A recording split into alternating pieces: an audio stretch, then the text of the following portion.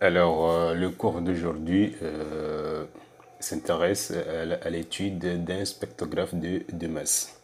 Comme on a déjà vu dans le cours précédent, on est toujours dans l'étude des champs magnétiques uniformes. On a déjà vu dans le cours précédent comment déterminer la déflexion magnétique.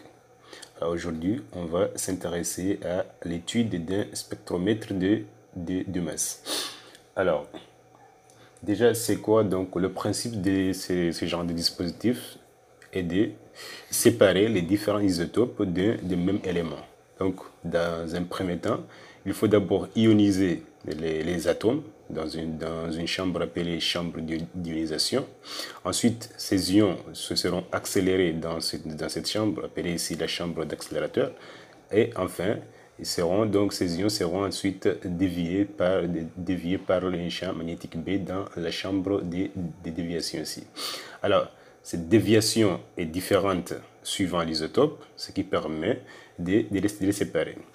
Donc, nous, on ne va pas trop élargir ce cours, on va faire ce cours donc sous forme de questions-réponses pour permettre quand même aux élèves de s'approfondir donc vite fait et de se familiariser à travers les exercices qu'ils auront à traiter. Parce que les questions que nous aurons à traiter ici sont des questions que vous aurez donc dans la plupart du temps à travers les exercices ou à travers des sujets que vous aurez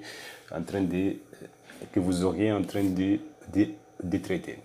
Alors, déjà pour débuter, allons d'abord ici.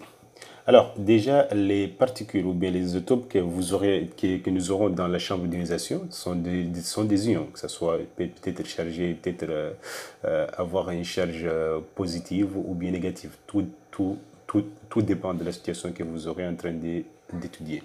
Maintenant, ici, qu'est-ce que nous avons? Nous avons moi j'ai symbolisé, j'ai la valeur X ici, d'un isotope, dont vous avez le nombre de masses ici, A1, A2.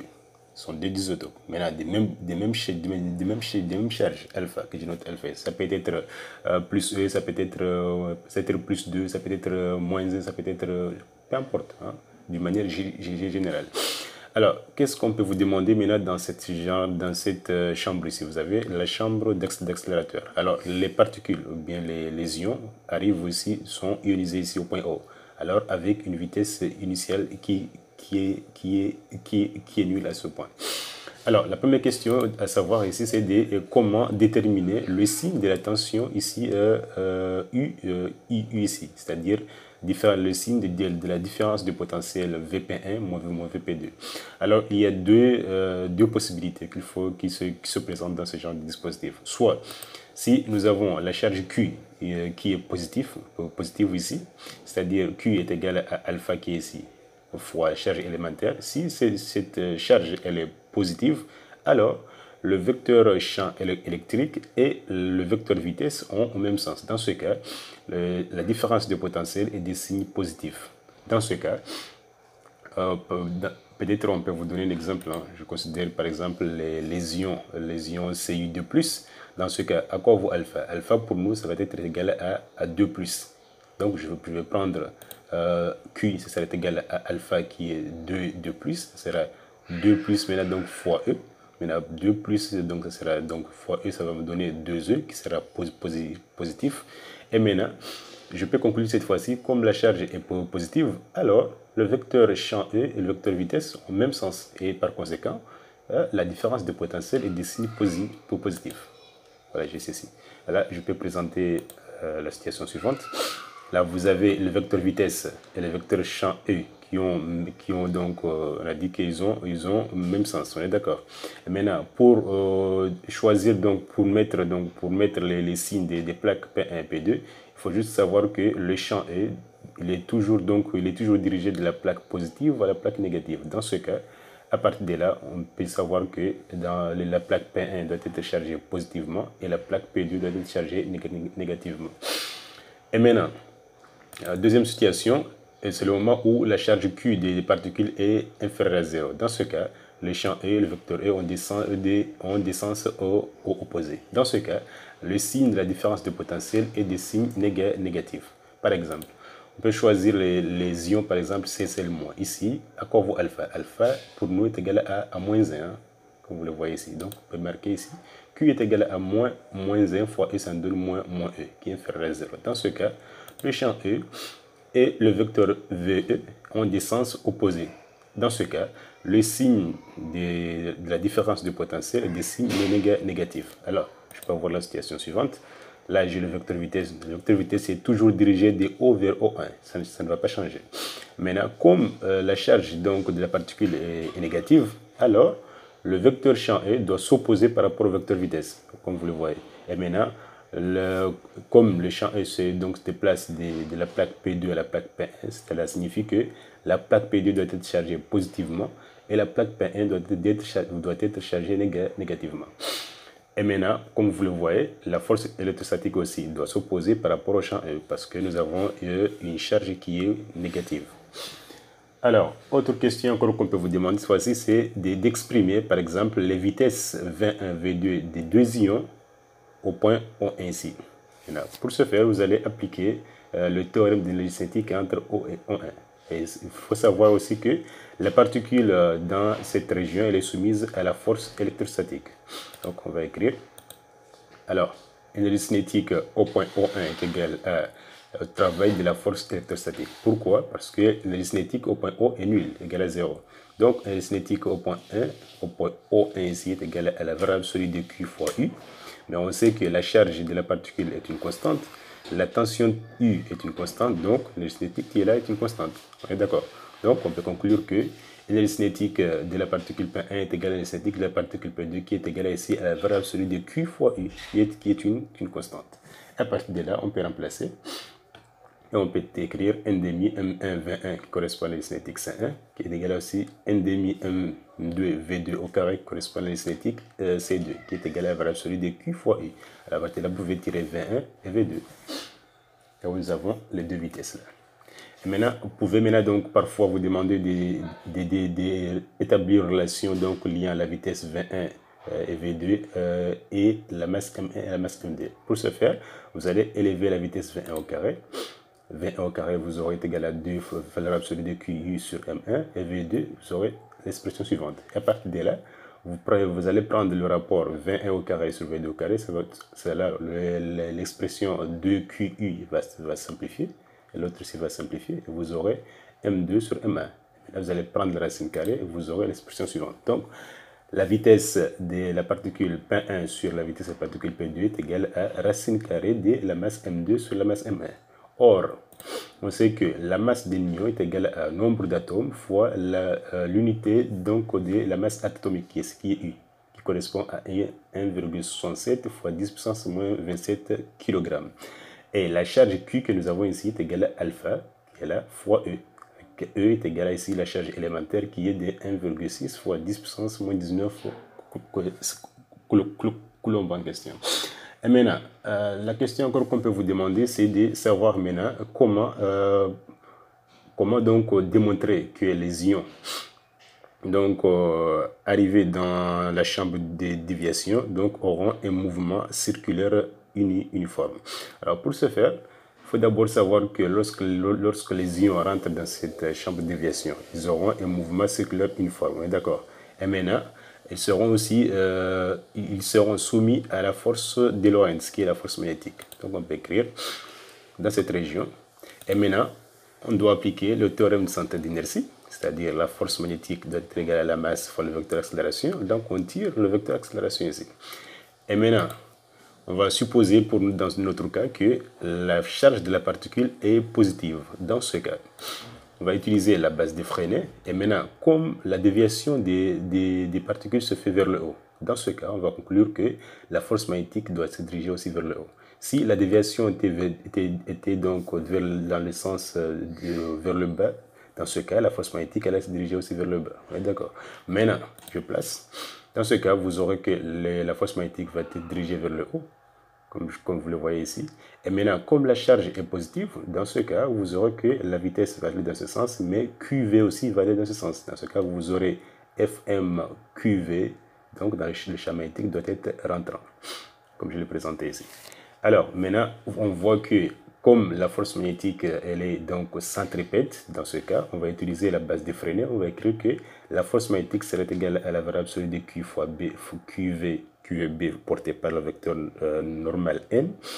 Alors, à ce moment, on peut maintenant donc déterminer le vecteur d'accélération. Vous voyez que ce vecteur, il est porté par l'axe N.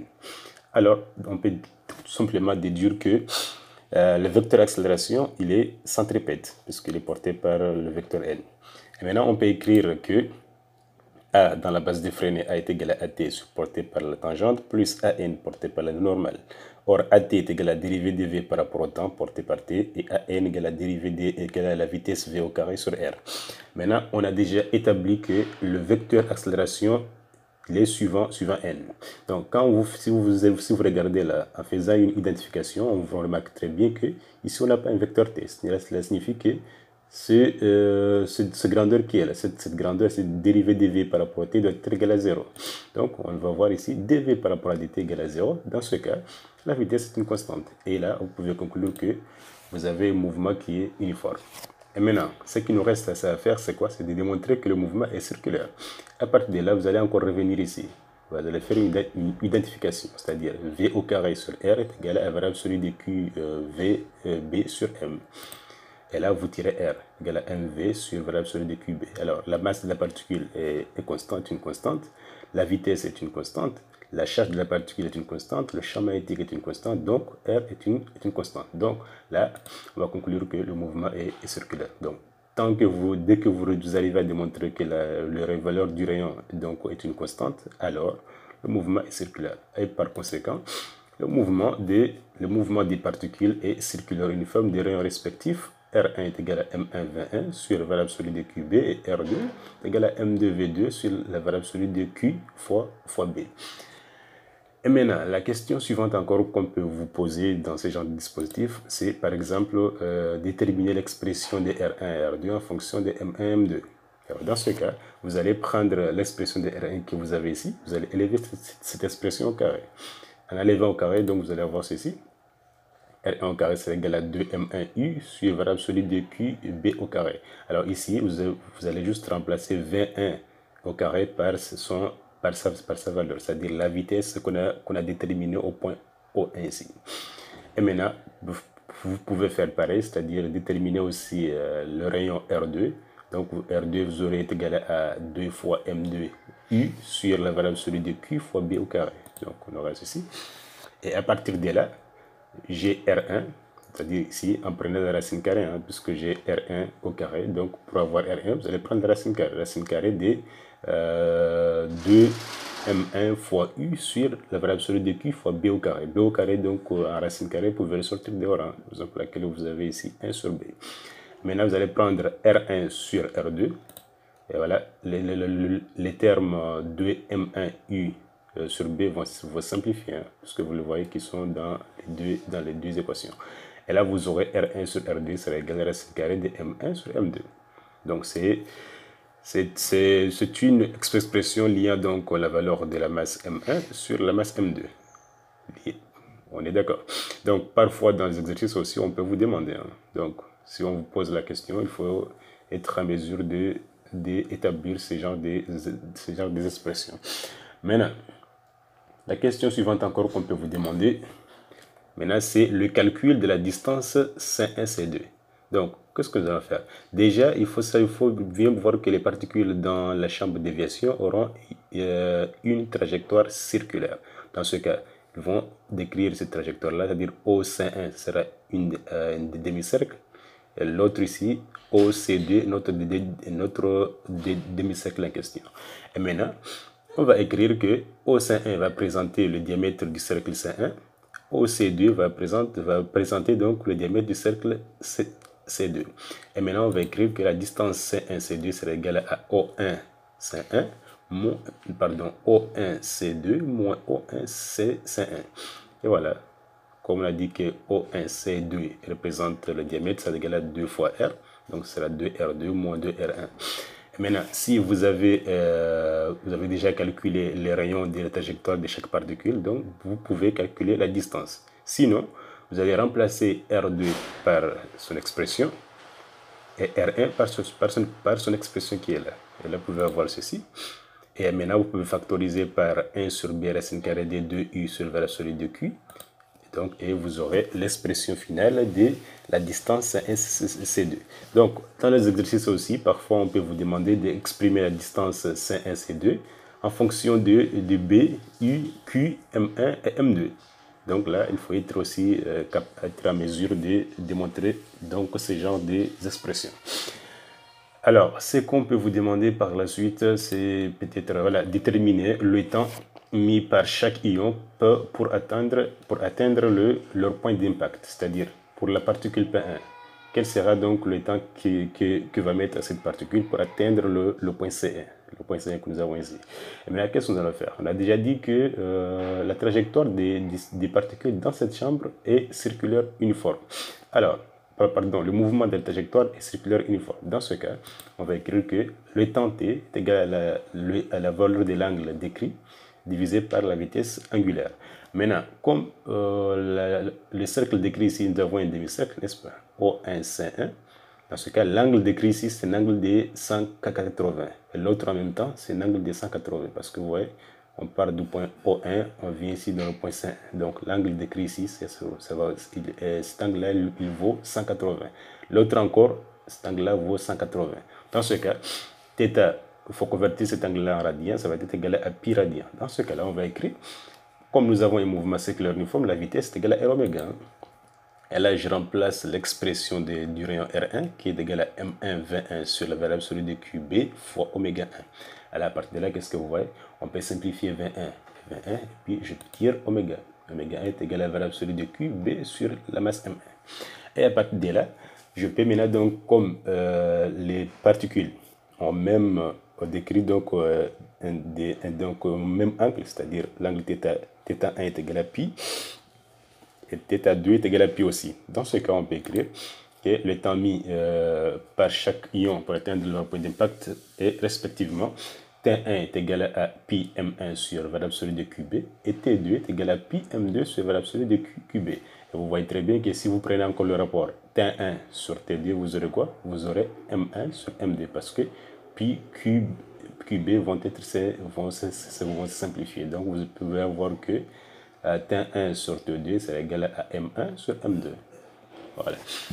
Autre question maintenant, c'est la composition isotopique maintenant qu'il faut savoir comment c'est calculé ce genre de composition. Maintenant, à partir de là, qu'est-ce que vous allez voir? On définit N1 qui représente ici le pourcentage des nucléides constituant l'atome naturel. Alors N1 est égal à I1 ici qui représente le courant ionique reçu par le collecteur C1 sur I1 plus I2. I2 représente ici encore le courant ionique reçu par le collecteur C2 ici. Maintenant, EG fois 100, c'est-à-dire c'est la composition des nucléides constituant l'atome naturel. Alors, parfois, si vous pouvez avoir que dans les exercices, on vous donne le courant ionique, ou bien on peut vous donner aussi la quantité d'électricité donc reçue donc, au niveau de chaque collecteur ici, soit au niveau de C1, soit au niveau de C2. Et maintenant, N2 serait égal à N2, I2 sur I1 plus I2 fois 100, ou bien si vous n'avez pas le courant ionique, vous pouvez peut-être avoir la valeur de la quantité d'électricité. Donc, vous allez prendre Q2 sur Q1 plus Q2 fois 100. Et maintenant, lorsque vous remarquez, qu'est-ce que vous regardez ici? Si vous prenez le rapport I1 sur I2, pardon, N1 sur N2, vous allez voir que les termes N1, I1 plus I2 fois 100 vont simplifier, n'est-ce pas? Donc, on aura ceci. N1 sur N2 sera égal à I1 sur I2 qui sera égal aussi à Q1 sur Q2. Et à partir de là, on voit que le courant, le nombre, la composition, donc le pourcentage N1 et N2 est largement proportionnel par rapport au courant ionique et aussi par rapport à la quantité d'électricité. Et maintenant, on peut écrire ceci, cette fois-ci pour la masse, parce que si par exemple, dans notre cas, ce genre de dispositif où on peut accepter que deux isotopes peuvent rentrer seulement dans la chambre de déviation, seulement deux. Alors, la masse molaire de la particule se calcule de la forme masse molaire serait égale à N1 en pourcentage fois le nombre atomique, c'est-à-dire A1, plus N2 fois A2. Donc, parfois dans les exercices, le but c'est d'essayer d'aller jusqu'à calculer la masse molaire de l'atome naturel. Alors ici, il faut savoir encore que, puisque nous avons que deux isotopes qui vont rentrer ici, alors N1 plus N2 doit être égal à 100, le pourcentage. Mais si, par exemple, vous n'avez pas que le N1 et N2 n'ont pas été exprimés en pourcentage, alors vous aurez N1 plus N2 doit être égal à 1. Tout dépend des situations que vous aurez donc à travers l'exercice. Et maintenant, parfois, on peut vous donner le rapport. Hein. Par exemple, le rapport de Q1 sur Q2 dans un exercice. Et à partir de là, vous voyez que si vous avez le rapport de Q1 sur Q2, vous pouvez appliquer la formule suivante que Q1 N1 sur N2 est égal à ce rapport qui sera une constante. Alors vous pouvez tirer par exemple que N1 est égal à cette constante fois N2. Alors vous pouvez appliquer l'autre expression en disant que N1 plus N2 est égal à 1. Et à partir de là, vous avez remplacé N1 par cette valeur et vous pouvez tirer N2. On est d'accord? Ainsi de suite. Et vous pouvez avoir aussi donc la valeur de N1, N2 à la suite. Et vous pouvez maintenant donc déterminer la masse molaire de l'atome. Voilà, je pense que c'était tout pour cette partie. Qu'est-ce qui reste encore? Je pense que c'est bon. Je pense que c'est bon. Je pense qu'on avait tout dit. Maintenant,